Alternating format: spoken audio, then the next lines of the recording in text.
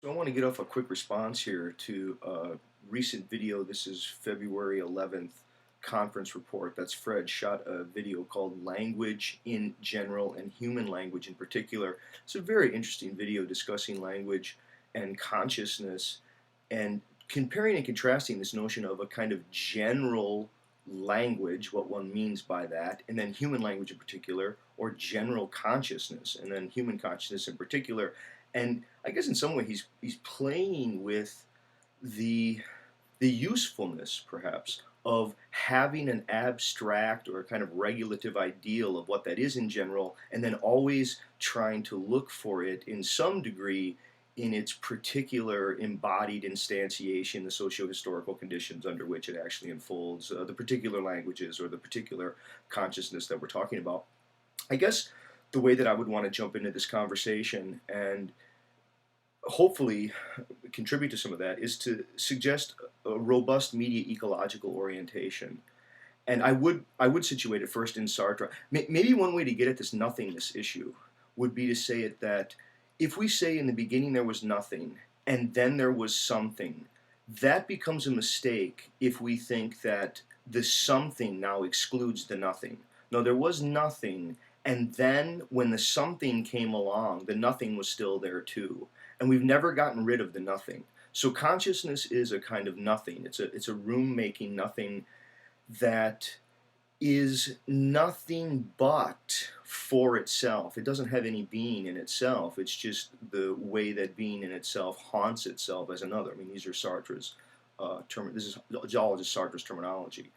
I think the way that one can understand that, though, within a media ecological orientation, would be to say that what you want to do, Fred, is you want to look at the trajectory and growth from the totally oral human consciousness to the slow development of kinds of literacy, and then what happened with alphabetic literacy, the way that phonetic text and in particular the alphabet revolutionized human consciousness. And when I say revolutionized human consciousness, I mean the sense of space and time radically changed, the sense of self and other radically changed, the sense of world and nature and self and how all of those things are related or separated, the degree to which abstract thought is tolerated, the degree to which novelty is tolerated. I think if we wanted to break consciousness in general, right? We talk about consciousness in general or language in general. Language is purely function and structure. It's grammar. I mean, it's without any syntax. It's a organizing system for organizing relations that then create seemingly things that are inside those all nested sets of relations, and much of the relations are difference, and difference can't be found anywhere. I mean, it's somehow it's an abstract, again, organizing structure that is autopoetic, I guess, in certain ways. But if we want to get at to the way they unfold in particular, this is to me the much more interesting question of what are the particular characteristics, the noetic economy of the holy oral mind. What is the noetic economy of the literate mind, and now what is the kind of consciousness that we experience in the electric age? I think there are three different basic orientations of consciousness that get implicated by those very different forms.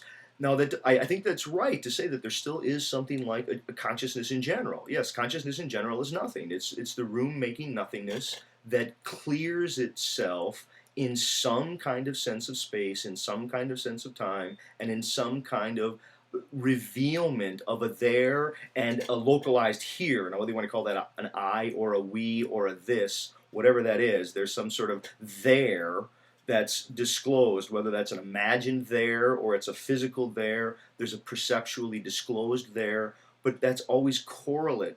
It's tied back to some sort of consciousness. Now, whether you want to see the senses as forms of consciousness, I think some people would, certainly the phenomenologist would. Okay, so if we grant that, I think in general there is something like consciousness, generally, which is the room making nothingness. And then from there we talk about how each sensory modality offers a kind of space and time, that the space and time of the different organs imply different self-other relations. That is, in a world that would be totally blind, I think in a totally oral world is a world of sort of everything is connected, whereas a world that's silent and only visual, everything seems disconnected. So the senses themselves give very different space and time orientations, self-other orientations. But as we move to oral consciousness, if you look at something like Eric Havelock, his work on The Muse Learns to Write, it's a fascinating book on the Greek discovery of literacy and how literacy really changed the nature of human consciousness. That new tolerances for novelty, loss of the sing-song orality. Now, it's never wholly gone. There's still oral residue, right? I mean, I think this notion that there's an ontogenesis of human consciousness through time that's gone from oral to literate to electric, but it's not as if at any point we sort of in one stage we've lost the other. It's as each is developed, it's retroactively affected the previous one, so that now the literate word is a spoken word. Like, I don't have a pen or paper here, you don't either, and this is even electric, right? It's even more bizarre. We're transcending space and time, creating self-other relations, and experiencing a world and a sense of what's natural that would have been bizarre and alien and nothing but bizarre, just fantasy to a wholly oral mind. But if you look at things, other aspects of, one of the aspects in language is known as nominalization, the creation of abstract nouns and abstract forms. In Plato, this was the beautiful per se, right? I mean, Plato, he looks around, he sees a beautiful sculpture, a beautiful painting, there's a beautiful person, and then he says, I'm not interested in those different beautiful things. I want to know what is the beautiful per se. Well, that abstract notion of beautiful or the just or the good, Havelock in the immediate ecological tradition, they're going to say that this is the symptom of a literate mind. Yeah, that when you go to wholly oral languages, wholly oral consciousnesses, what you find is that they speak as if they're painting. They're very, very rich in detail.